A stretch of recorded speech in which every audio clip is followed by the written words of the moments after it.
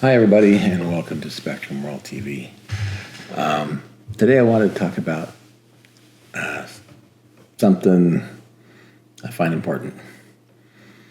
The thought that no one can prepare you for this. No one can prepare you for being an adult caregiver for an adult autistic child or with a developmental disability. Okay, now, when you're younger, people prepared you for diagnosis or IEP meetings. They prepared you for, various social services and whatnot. But now that all starts to fade away when they exit the public school system. Okay? Now, who is they, right? They is the system. They're the structure of social services and administrative entities, right? But they is also culture and maybe family expectation as well. And it's not their job to prepare you for this role that you've been blessed with. Okay, they have their jobs and they're doing them to the best of their abilities. Okay, but preparing for you for this, unfortunately, there's no one who job it is to prepare you for that. Okay, now I'm going to give an analogy. I think it's helpful when talking about the adulthood cliff. Now, before the cliff, when they're in the public school system, think about your child as if they were a house that you're building. Okay, please forgive me, but I think it works. Imagine if you were building a house, if the plumber and the electrician and the tile person and the carpenter and the city inspector all showed up when they were supposed to, and all their efforts were coordinated together, and there were things like clockwork, the house got built. Okay, so that's the public school system. Now the adult support services system. You still need a plumber, you still need a carpenter, you still need an electrician. And God knows you need the inspector. But the plumber is busy, they've got 3 other jobs ahead of you. The electrician can't put in the solar panels because there's delayed in shipment and they're not going to show up for 3 weeks. Who knows when the inspector's ever going to show up, right? So now you're the person on the phone trying to coordinate, trying to, just get people to do things for you, for your child. But now suddenly you're aware of the fact that these entities, like the plumber, electrician, well, maybe they don't have all the resources necessary. Maybe I don't know. Maybe not all they don't have the staff or the money. Okay, and that's how you end up on wait lists, right? So, but the house still has to be built. Okay. Now, let's complicate things a little bit more, and why no one can prepare you for this, because your child is not a house, and we know that. Your child is a unique human being with strengths and weaknesses, things they do well and things they do not so well. Okay? But maybe they have 1 or 2 or 3 different type of issues they're dealing with. My son was severely autistic with cognitive delays. Okay? I also know of one adult child that's on the spectrum, and also but with high functioning, but with bipolar. I also know,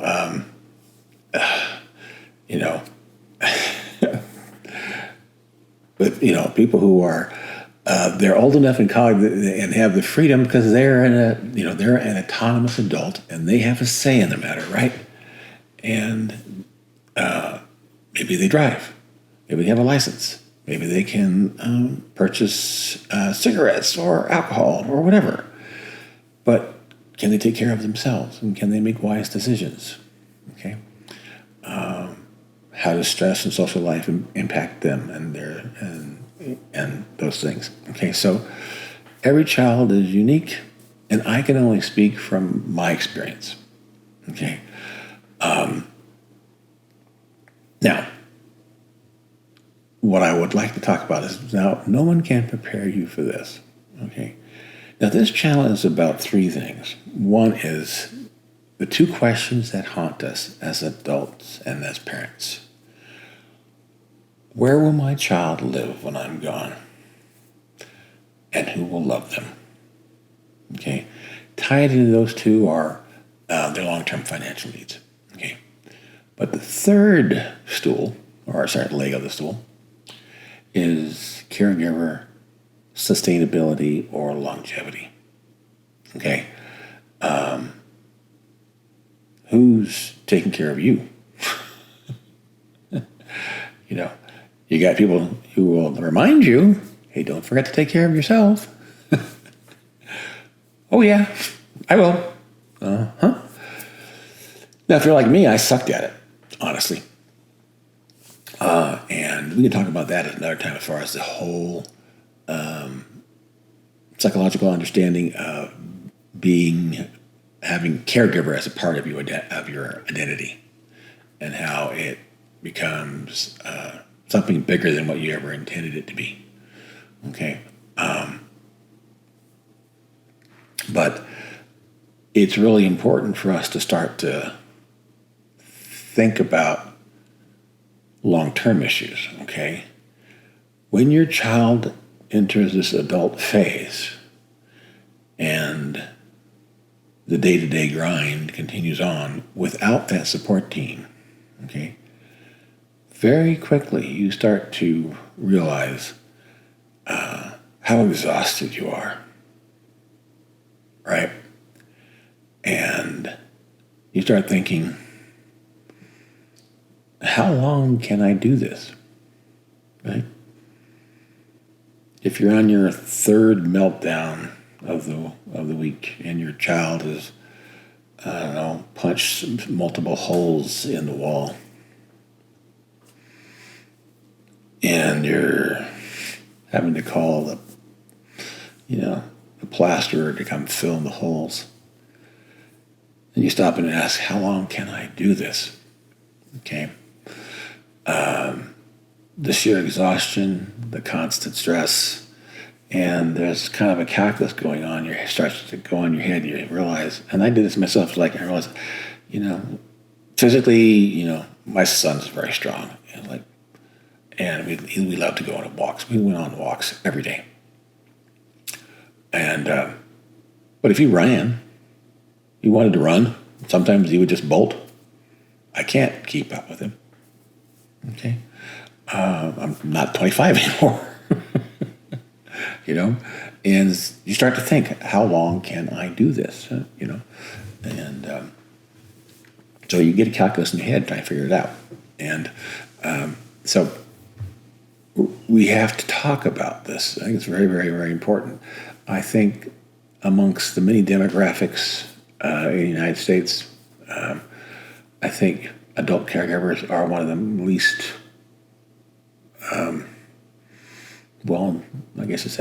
known. They're the most invisible amongst so many other demographics. And I think this is why I've started this channel, because I think we need to turn to each other for support and to share our stories and to collaborate and to seek strength from each other and wisdom from each other, and to start to share in dialogue these things, to take the questions like, who will love my child when I'm gone, and then put them out in the open So we start to at least acknowledge it, you know? And what do we do about the guilt, about feeling exhausted, wanting it to end? You know, and you don't have to condemn yourself if you're feeling these things. You're just being honest. And every day when you get up, and it's a little harder to get up when the aches and pains are a little bit more sharp, it takes its toll. And it's just something we have to address and deal with as, as a culture. We are the adult caregivers of adults on the autistic spectrum or with developmental disabilities. We are a unique set of population that has no supports whatsoever, pretty much. Let's just be frankly honest. None. We're largely invisible, okay? So, what are we going to do about it? Okay. How are we going to take care of ourselves and learn how to take care of ourselves in an honest way, in an effective way, so that we can be better caregivers? We are trying to create something that outlasts us, right? Those two questions. Who will love my child? Where will they live after I am gone? Okay? So let's talk about that. Now, if what I am saying resonates with you, I would like to encourage you to subscribe to this channel. If you want to find out more about these subjects, I also have a monthly newsletter, and you can sign up for that in the description. But more than anything at this point, I'd like you to comment. When did you first realize that it was on your shoulders as an adult, and that when did you first start to really think about the question of how long can I do this? And I'm just curious what you have to say. Okay. Anyway, that's it for today. Wish you all well. And don't forget, I see you.